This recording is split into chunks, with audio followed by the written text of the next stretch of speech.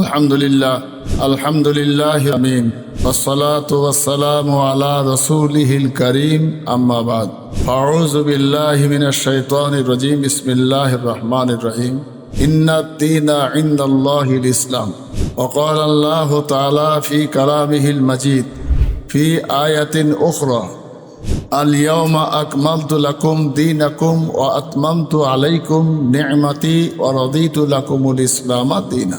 সর্বপ্রথম মহান আল্লাহর দরবারে শুকরিয়া আদায় করি যে মহান আল্লাহ তার নবীর দ্বারা কোরআন এবং হাদিস মোতাবিক আমাদেরকে সুশিক্ষার সুব্যবস্থা করে ইসলাম ধর্ম অবলম্বী করেছেন এবং আমরা যে সত্য ধর্ম, আল্লাহর মনোনীত ধর্ম, পছন্দনীয় ধর্ম, কবুল হওয়া ধর্ম, যার নাম ইসলাম, সেই ইসলাম তথা মুসলমান।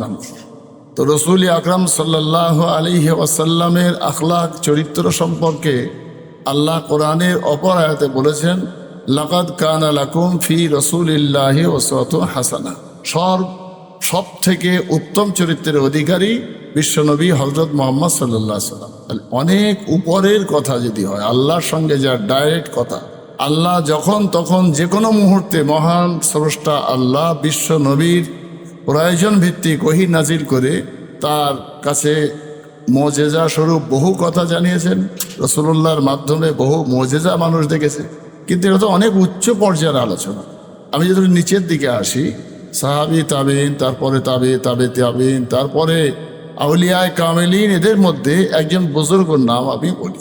মানুষ কেন ধর্ম চেঞ্জ করে, সে যে ধর্মের মানুষ হোক না কেন, কেউ হিন্দু থেকে মুসলমান হয়, কেউ মুসলমান থেকে খ্রিস্টান হয়, এসব দিক আছে। তো সেই দিকগুলোর মধ্যে বিভিন্ন দিক আছে, বিভিন্ন কারণ আছে। সেই কারণটা আগে দেখতে হবে। একতরফাভাবেই মানুষ যে অপব্যাখ্যা করে, কশ্চিনকালে কোনোদিনই কোনো ধর্ম জোর জবরদস্তি করে কাউকে পরিবর্তন করানো হয়নি। না অমুসলিমরা মুসলমান হয়েছে, না মুসলমান কোনো খ্রিস্টান হয়েছে। জবরদস্তি করে অন্যায়ভাবে চাপ সৃষ্টি করে কাউকে ধর্ম চেঞ্জ করানো হয়নি কোনো কালেই। কোনো মুসলমান যদি কোনো অমুসলিমকে দোষ দেয়, সে অন্যায়। কোনো অমুসলিম যদি কোনো মুসলমানকে দোষ দেয়, সেটা অন্যায়। আসলে ধর্ম চেঞ্জ করার, ধর্ম পরিবর্তন করার বহু দিক আছে। সেই দিকগুলোর মধ্যে একটা দিক হলো, কোনো ছেলে যদি কোনো মেয়ের প্রেমে পড়ে যায়, কোনো মেয়ে যদি কোনো ছেলের প্রেমে পড়ে যায়, সে তখন তাকে পাওয়ার জন্যে তার ধর্ম চেঞ্জ করতে তার কোনো অসুবিধা নেই। অর্থাৎ সে তখন ধর্ম পরিবর্তন করে, সে শুধু তার প্রেমিক বা প্রেমিকাকে পাওয়ার জন্যে। এটা একটা ধর্ম পরিবর্তন করার কারণ।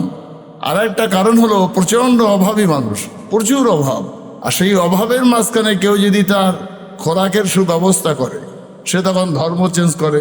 দেখা যাচ্ছে সে অর্থের লোভে বা ক্ষুধার তাড়নায় অভাবের সঙ্গে মোকাবিলা করার তার ক্ষমতা নেই বলেই সে ধর্ম চেঞ্জ করল।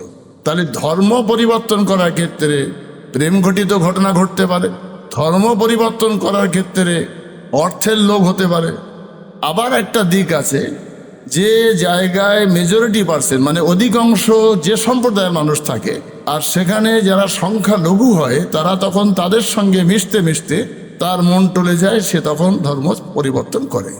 তাহলে দেখা যাচ্ছে আমি এই ভিডিওতে ধর্ম পরিবর্তন করার তিনটে দিক বলেছি। একটা হলো অর্থ এবং অভাবের সঙ্গে তার অর্থের প্রয়োজন, একটা হলো প্রেম ঘটিত ঘটনা ঘটে, আর একটা হলো যে মেশামেশির কারণে সংখ্যা গুরুদের মানে পক্ষ নিয়ে সে ধর্ম চেঞ্জ করে ফেলে।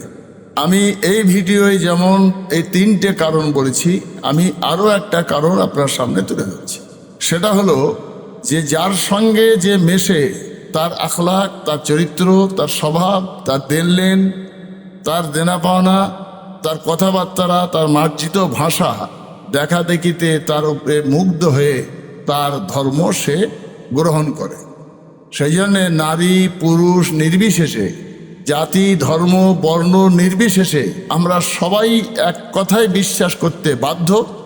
এবং আমি অনুরোধ করেই বলবো যে আমাদের এটাই বিশ্বাস রাখতে হবে যে চারটে কারণ আমি যা দর্শাচ্ছি, ভালো করে যদি এটা ভাবুকে মানুষ ভাবে, তাহলে নিঃসন্দেহে কোনো ধর্মের উপরে আঘাত, কোনো ধর্মের উপরে চড়াও হওয়া, কোনো ধর্মের উপরে নিন্দনীয় কথাবার্তা বলা, কোনো ধর্মাবলম্বীকে খারাপ নজরে না দেখে এক কথায় আমরা যারাই এসব পরিবর্তন হয় তাদের সেই পরিবর্তনের বহু দিক আছে, সেই দিকগুলোর দিকে খেয়াল রেখে কথা বললেই সারা ভারতবর্ষের জমিনে যেহেতু বিভিন্ন ধর্মের মানুষের বাস, এটা হলো একটা গণতন্ত্র দেশ, তাই সেই দেশের গণতান্ত্রিক পরিকাঠামোটাকে ঠিক রাখার জন্য প্রত্যেকটা রাজনৈতিক নেতা, প্রত্যেকটা আমলা, প্রত্যেকটা ধর্মগুরু যারা মূলত দায়িত্বে আছেন তাদের সম্প্রদায়ের মানুষকে এইটা বোঝানো যে আমরা যেমন মিলেমিশে ভারতবর্ষ থেকে ইংরেজ তাড়িয়ে স্বাধীন করেছিলাম তেমন মিলেমিশেই আমরা থাকব। কিছু কিছু ব্যতিক্রমী ঘটনা কিছু মানুষ ঘটিয়ে ফেললে সেইটাকে সেই জাতির ঘাড়ে চাপিয়ে না দিয়ে বরঞ্চ সেটা তার ব্যক্তিগত ব্যাপার, সেটা তাদের পারিবারিক ব্যাপার, সেটা একটা ক্ষুদ্রতম জায়গার ব্যাপার, সারা দেশের নয়, সারা রাষ্ট্রের ব্যাপার নয়।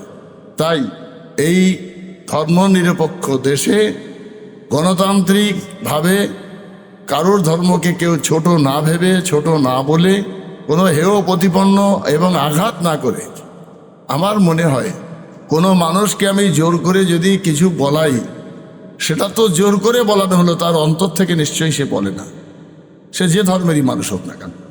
সেই জন্যে অন্তর একটা কথা বলে, আধ্যাত্মিকতার উপরে মানুষ যদি বিশ্বাস রাখে তাহলে আন্তরিকভাবে যে ডাকটা আমি ভগবান, ঈশ্বর, গড, আল্লাহকে ডাকবো সেটাই আমার ডাক।